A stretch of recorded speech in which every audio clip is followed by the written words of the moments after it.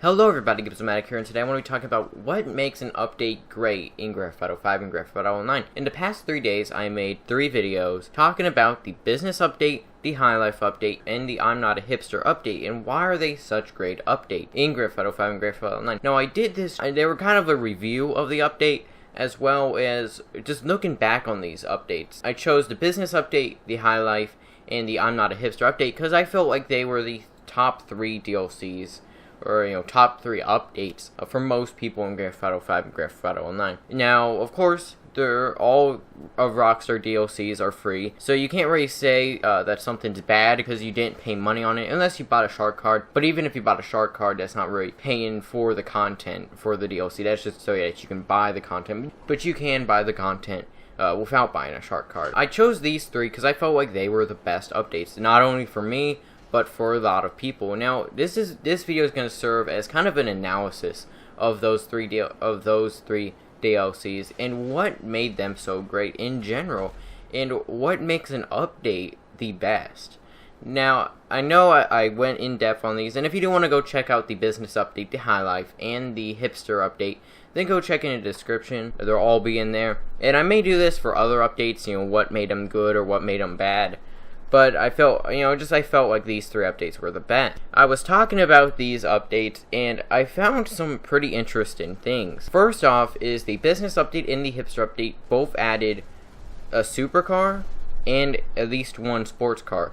Of course, the business update had 2 sports cars. This is pretty interesting because the updates that not a lot of people would like didn't have a supercar and a sports car.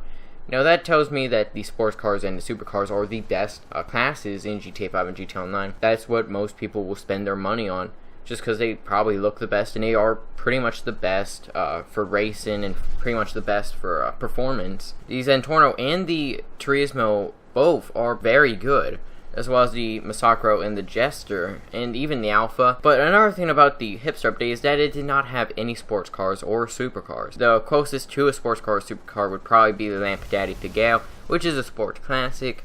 But even then, that car isn't the most sporty looking car, although it is pretty good around a track. But the thing about the hipster update is that we got 7 new vehicles, as well as the update itself was pretty good. For almost all updates in Grand Theft Auto 5 and Grand Theft Auto Online, we got a few new guns, a few new cars, and a few new clothes.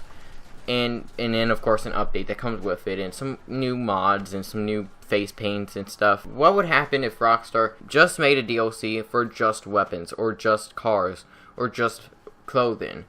Now, I feel like most people would say that the biggest part in an update would be the vehicles, because that's the most expensive part of the update. That's what Rockstar probably gets the most money on. That's probably what you're going to use the most in races and stuff like that. And another thing is you can customize them a lot, which adds up to even more money for Rockstar, with shark cards and stuff. Another thing about these updates is that they had kind of a theme with them. Now, of course, almost all the updates for Grand Theft Auto 5 and Grand Theft Auto Online have a theme for them. Another thing is that these updates weren't really a holiday update. If you think about it, the business update, that came out on March 4th, 2014. That's not really a specific day. Same with the High Life, and same with the I'm Not A Hipster update. They didn't have like a holiday to go with, because there is other updates, like the Independence Day update, like the Festive Surprise, like the Valentine's Day Massacre update, that kind of have this theme, or a holiday or something that they go by. Of course, the business update, the High Life, and the I'm Not A Hipster update, they all had this kind of a theme. The High Life was this expensive, exotic update, with new apartments and new cars and all that are very expensive. But I feel like one of the biggest parts about all 3 of these updates is that they just added new content. All the content stayed. All the content you can still buy. You can buy all this stuff, and I feel like that's a pretty bad move on Rockstar for a few updates. Like the Independence Day update or the Valentine's Day Massacre update. Is you spend all this money, but if you haven't played that update, then you're kind of out of luck.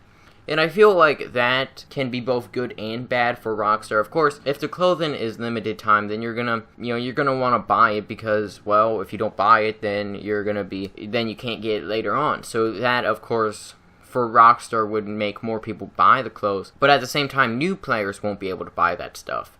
So you have to kind of balance that out. But all this stuff is available now, and I feel like that's a big part. Now, whenever I say the best updates, I'm saying as a community, and from what I've seen on forums and YouTube comments and stuff, these 3 updates seem to be the best updates in Grand Theft Auto 5 and Grand Theft Auto Online. I mean, of course, there are people that like other updates. Myself, I really liked the Valentine's Day Massacre update. That added the Roosevelt, added the Gusenberg Sweeper, and all that. I also really like the LTS update. It had pretty good guns, pretty good clothing. But I feel most people would say that the business update is good, the High Life is good, and the I'm Not A Hipster update is good. So if you do like these updates, let me know in the comments why, because I really want to get more of the community's thoughts on these 3 updates. But at the same time, there are some things I don't like about this update. Of course, the business update had some weird clothing, same with the High Life. And of course, the I'm Not A Hipster update didn't have the best of weapons. So there are things in the business update, the High Life update, and the I'm Not A Hipster update that aren't amazing. But let me know in the comments what you like about these updates. And I may do this for other DLCs, other past DLCs, and looking back on them. So in the description, I'll have my videos for the business update, the High Life update, and the I'm Not A Hipster update, and why were they so great, as well as the GTA wikis on them and stuff like that, so you could read more information on these. So let me know in the comments. Hope you all enjoy. Feedback is always appreciated, and I will see you guys in the next video.